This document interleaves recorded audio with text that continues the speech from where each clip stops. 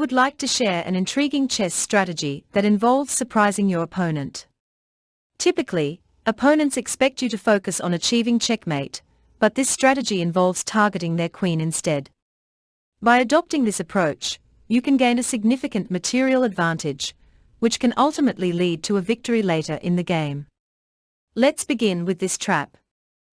Let's explore another interesting trap that often works against more advanced opponents, but may not be as effective against beginners.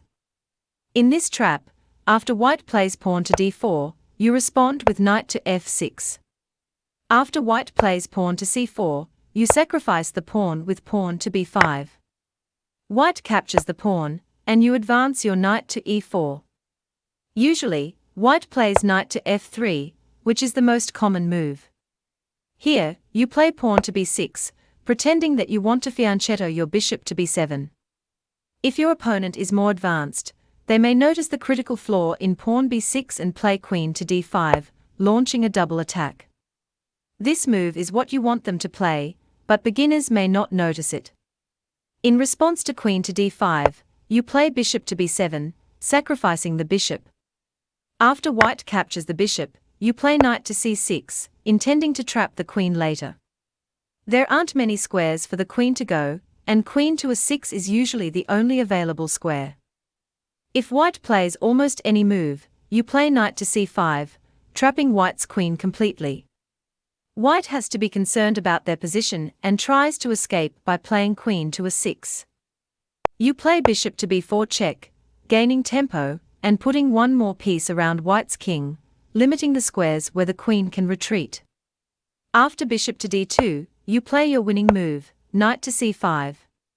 The queen is attacked, and the only square for the queen to go to is b5.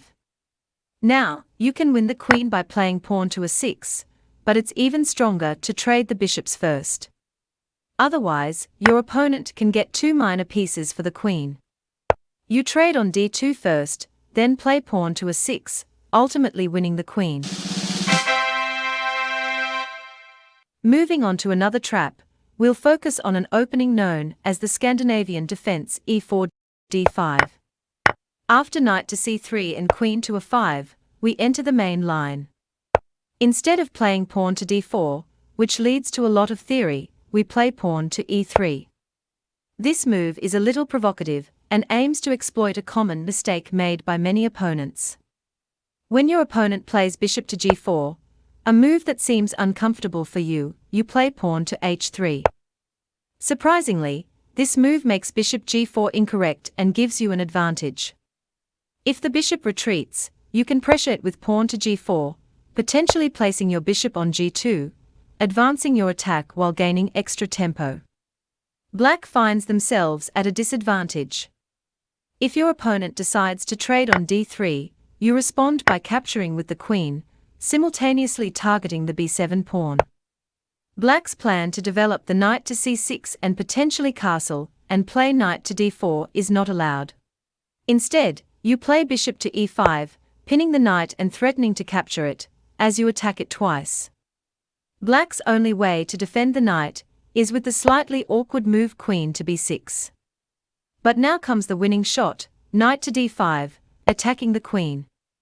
If the queen captures the bishop, you respond with knight takes c7, forking the king and queen, achieving your goal of winning material. Keep in mind that these traps require careful play and are more effective against opponents who are not familiar with them. I have another dedicated video on this specific approach. However, if you prefer not to engage in these special trap openings, you can continue with your usual moves and tactics. That concludes our discussion for today, and we'll reconvene in the next episode of Get Smart. Take care and peace.